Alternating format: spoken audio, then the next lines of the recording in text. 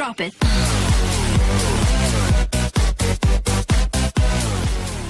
Hai, Assalamualaikum warahmatullahi wabarakatuh. Kembali lagi sama saya, Melisa Pristikananda dari Universitas Islam Negeri Sumatera Utara, Prodi Pendidikan IPS semester 4. Di video ini, saya akan menjelaskan tentang keterampilan komunikasi verbal dan nonverbal dan tips atau cara menyeleksi dan memilih informasi. Nah, yang pertama itu saya akan menjelaskan apa itu komunikasi secara verbal. Komunikasi secara verbal adalah bentuk komunikasi yang menggunakan tulisan ataupun lisan. Bentuk komunikasi ini membutuhkan alat berupa bahasa yang outputnya berupa ucapan atau tulisan kata-kata. Komunikasi verbal efektif selama orang yang berinteraksi mengerti bahasa yang digunakan. Lalu, apa saja jenis komunikasi verbal itu? Ada dua jenis komunikasi verbal. Yang pertama, sisi pemberi dan sisi penerima. Sisi pemberi adalah jenis komunikasi biasanya terdiri dari berbicara dan menulis sebagai sisi yang menyampaikan ide, maksud, dan informasi. Hal ini juga bisa disebut sebagai komunikasi aktif.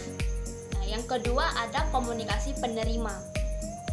Jenis komunikasi ini biasanya terdiri dari mendengar dan membaca sebagai sisi yang menyerap ide atau maksud informasi dari pihak lain.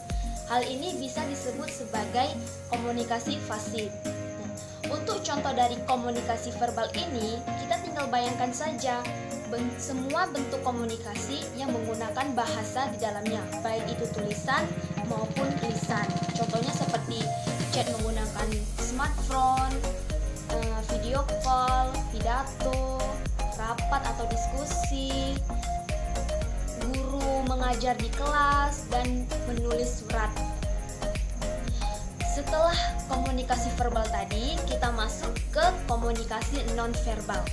Apa itu komunikasi nonverbal? Komunikasi nonverbal adalah proses penyampaian maksud atau tujuan tanpa menggunakan kata-kata, baik itu tulisan atau lisan. Dengan kata lain, komunikasi apapun yang dilakukan antara dua orang atau lebih melalui penggunaan ekspresi wajah, gerakan tangan, bahasa tubuh, postur, dan gerakan tubuh disebut komunikasi nonverbal.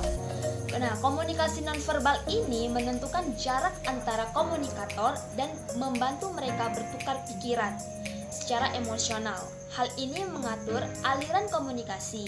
Misalnya seseorang dapat memberikan sinyal atau menyampaikan bahwa dia telah selesai berbicara atau ingin berbicara. Contohnya itu seperti menggunakan simbol-simbol, ekspresi wajah, gerakan isyarat, dan masih banyak lagi. Nah, tadi itu pembahasan tentang komunikasi verbal dan nonverbal. Lalu kita masuk ke cara atau tips menyeleksi dan memilih informasi yang benar dan tepat. Kita ini sekarang berada di zaman informasi yang mengalir sangat deras, baik itu membuka wawasan maupun informasi yang kurang tepat ataupun yang menyesatkan. Maka dari itu, kemampuan membaca, menyeleksi, mengolah, dan memilih informasi dengan kritis dan sangat tepat itu sangat diperlukan. Di sini saya akan memberikan tips untuk memilih informasi yang baik dan benar. Yang pertama itu, jangan hanya baca judulnya saja. Biasanya kita selalu melihat judulnya saja tanpa membaca isinya. Juga pasti benar kan?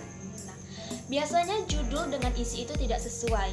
Hal ini bisa menyebabkan informasi yang salah jika hanya membaca judulnya saja. Yang kedua itu ada memilih sumber yang jelas dan terpercaya. Pilihlah sumber informasi yang kredibel seperti media atau situs yang sudah cukup terkenal. Contohnya itu seperti situs kompas.com. Yang ketiga itu ada blog dan sumber selain portal berita.